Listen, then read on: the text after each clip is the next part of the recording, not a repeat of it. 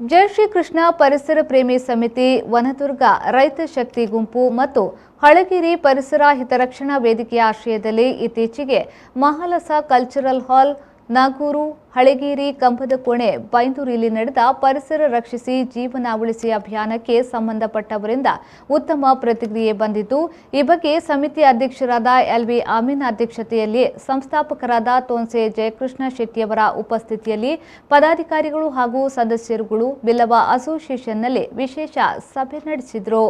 ಸಮಿತಿಯ ಸಂಸ್ಥಾಪಕರಾಗಿರುವ ತೋನ್ಸೆ ಜಯಕೃಷ್ಣ ಶೆಟ್ಟಿಯವರು ಹಳಗೇರಿಯಲ್ಲಿ 53 ಎಕರೆ ಅರಣ್ಯ ಭೂಮಿಯನ್ನ ಕೈಗಾರಿಕಾ ಉದ್ದೇಶಕ್ಕೆ ಕಾದಿರಿಸಿರುವುದನ್ನು, ಭೂಮಿಯನ್ನ ಸರ್ಕಾರ ಇನ್ನೂ ಪರಿಶೀಲಿಸಬೇಕು. ನಮಗೆ ಅರಣ್ಯವೂ ಬೇಕು, ಕೈಗಾರಿಕೆಯೂ ಬೇಕು. ಆದರೆ ಜನಜೀವನಕ್ಕೆ ಹಾನಿ ಉಂಟಾಗದ ರೀತಿಯಲ್ಲಿ ಬೈಂದೂರಿನ ಜನವಸತಿ ಇಲ್ಲದ ಜಾಗದಲ್ಲಿ ಕೈಗಾರಿಕೆಯನ್ನ ಪ್ರಾರಂಭಿಸಬೇಕು.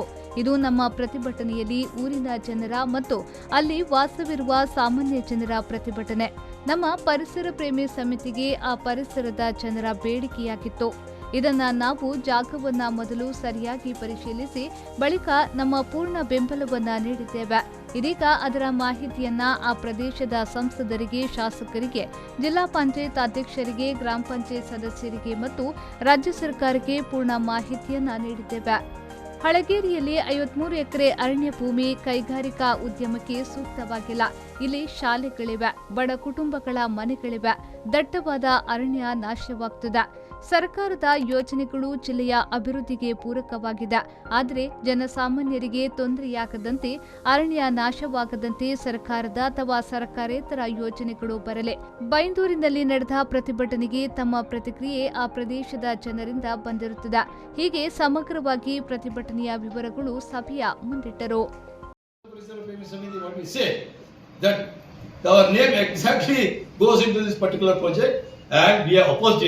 This time, that time I told President, see, I'm going to restrict only 5 minutes because if I talk, you go on talking. I told because if I talk, then the media will cover that only.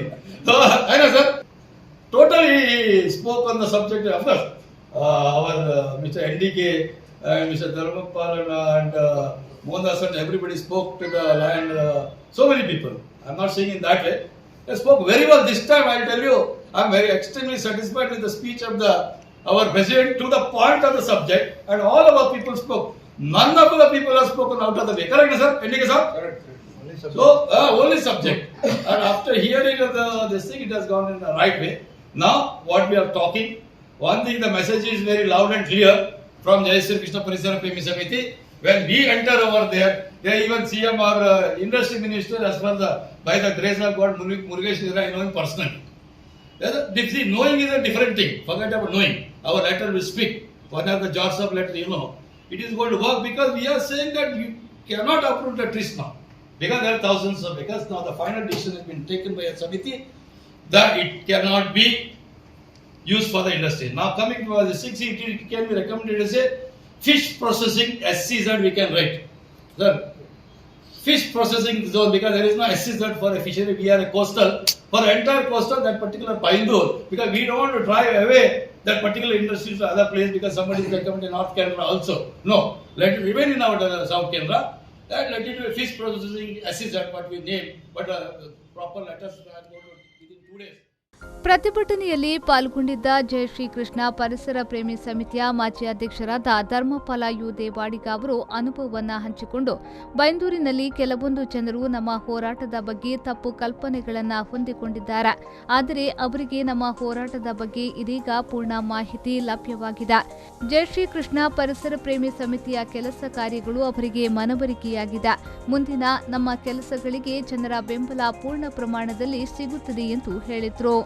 ಜೈ ಶ್ರೀ ಕೃಷ್ಣ ಪರಿಸರ ಪ್ರೇಮಿ ಸಮಿತಿಯ ಉಪಾಧ್ಯಕ್ಷರಾದ Nithyananda D Kotian ಅವರು ಮಾತನಾಡಿ, ಸಮಿತಿ ಸ್ಥಾಪನೆಯ ದಿನದಿಂದಲೇ ನಮ್ಮ ಯೋಜನೆ ಹೇಗೆ ರೂಪುಗೊಳ್ಳಬೇಕು ಎನ್ನುವುದನ್ನು ಪತ್ರಿಕೆಗಳಲ್ಲಿ ಮತ್ತು ಸಭೆಗಳಲ್ಲಿ ಪದೇ ಪದೇ ನಾವು ತಿಳಿಸುತ್ತಿದ್ದೇವೆ.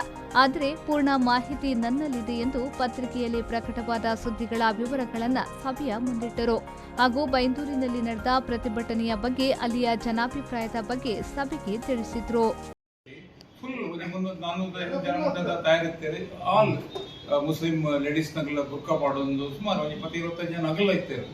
ಎಡ್ಡೆ ಅಗಲ ರೆಸ್ಪಾನ್ಸ್ ಇರ್ತೇನೆ ಪಾತೇರ್ನಾಗ ವಿ ಕುಡ್ ಸಿ ಅಗಲ ಎಡ್ಡೆ ರಿಸ್ಯೂಮ್ ಅಂತ ಹೋಗ್ತೇವೆ. ಅಗಲ ಜನಕ್ಕೂ ಅವನ್ ತಡೆಬೇರೆ ಬೈದಕ್ಕೆ ತೋಜಿ ಹೋಗ್ತೀರ ಆಗಲ್ಲ ಅವನ್ ಸಪೋರ್ಟ್ ಮಲ್ಬರ ಬೈದಾಗ ಆಗಲ್ಲ ಎಕ್ಸ್ಪ್ರೆಷನ್ ತೋಜಿ ಒಂದು ಟಿಲ್ ಎಂಡ್ ಮುಟ್ಟ ಇರ್ತಿರಲ್ಲ ಸಾಧಾರಣ 12:30 ಗಂಟೆ ಮುಟ್ಟ ಇರ್ತೀರ 1 ಗಂಟೆ ಮುಟ್ಟ ಮನಸ್ ಮಲ್ತು ಬೋತೀರಿ ಪೂರ ಹೆಚ್ಚಿನ ಅಂಚದು ಎಂಕ ಎಡ್ಡೆ ಸ್ಯಾಟಿಸ್ಫ್ಯಾಕ್ಷನ್ ಕೊಡ್ತು ನಾವು ಮಸ್ತ್ ಕಾರ್ಯಕ್ರಮ ಮಲ್ದ ಅಲ್ಪದ ಕಾರ್ಯಕ್ರಮ ಆ ದೂರ ಹೋದಾಗಲೂ ನಾವು ಅನಿಸು ಮಾಡ್ತಾರೆ ಈವನ್ ಆರ್ಗನೈಸರ್ಸ್ ಇಂಟ್ರೆಸ್ಟ್ ಕೆಲವು ಪಂಚಾಯತ್ ಆಲ್ರೆಡಿ ರೆಸೊಲ್ಯೂಷನ್ ಪಾಸ್ ಆಗ್ತಾನೆ ಒಪೋಸಿಂಗ್ ದಟ್ ನೋಟಿಫಿಕೇಶನ್ ಬಾಕಿದ ಪಂಚಾಯತ್ಗಳಿಗೆ ಆ ಪಂಚಾಯತ್ ಚೇರ್ಮನ್ ವೇದಿಕೆ ಪಂಡೇರ್ ಬಾಕಿದಾಗ ಪಡಿಸೋದು ಸೋ ದಟ್ ಈ ಪಂಚಾಯತ್ ಕಮ್ ಟುಗೆದರ್ ಎರಡು ಕೆಲವು ಗ್ರಾಮದ ಪಂಚಾಯತ್ ಉಂಡಲ್ಪ ಅಂಚಾದಾಗ ಮಾತ್ರ ಒಟ್ಟಾರೆ definitely that will become support ನಂಗೆ ಎಡ್ಡೆ ಸಪೋರ್ಟ್ ಸಿಕ್ಕು ಡೆಫಿನೆಟ್ಲಿ.